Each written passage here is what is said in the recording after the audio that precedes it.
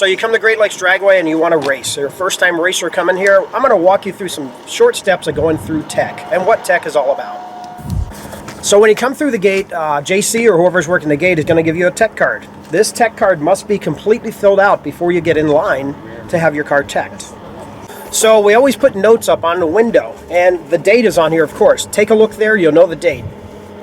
The tech inspector is going to look at your vehicle and make sure that things are safe. Some of the things we look for are overflow tanks, battery hold downs, if you've got a carburetor, double springs on the carburetor. These are some of the minor things that are required for you to be able to race here at Greatlakes Dragaway. Other basic things that we look at, make sure you have all your lug nuts. Make sure that you, if you're running slicks, have a drive shaft loop. If you're running drag radios, we recommend it, but it's not required.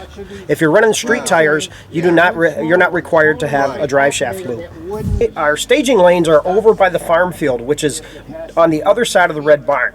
We usually use lanes 4 and 5 for time runs. The way you get there is you go down to the long horseshoe. You can take any one of the roads south to go to the end, and there's a horseshoe down there and move, and that will take you over to the staging lanes. Use lanes 4 and 5.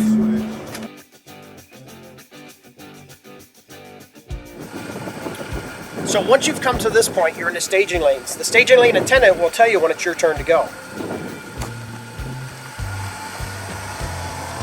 Left lane. So right here is the water box. If you're not going to do a burnout, drive around the water box. And proceed to the starting line. Your seatbelt is on, and if you have a helmet, you're wearing it, and roll all your windows up. Once you're done with your burnout, move up to the starting line. There's 2 beams of light that go across the starting line that trigger the staging lights on the tree. The first beam will turn the top light on, and then another 6 or 8 inches forward, it will turn the second light on. Once you've reached the second light, we want you to be prepared to race. There's going to be 3 yellow lights that'll come down. On the last yellow is when you should leave. Once you leave the starting line, you can go as fast as you want to down the track. I recommend if it's your first pass, you take it easy so that you know how the car is going to react on the track. There's glue, the track has been prepped. You may feel a little different feeling than driving on the highway.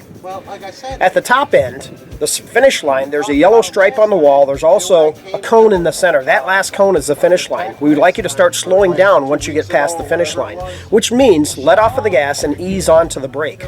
There's a tower on the left-hand side of the track, and just beyond that tower is our first turn. We like everybody to make that first turn if possible. If you've got a really fast car and need to go to the second turn, that's not a problem.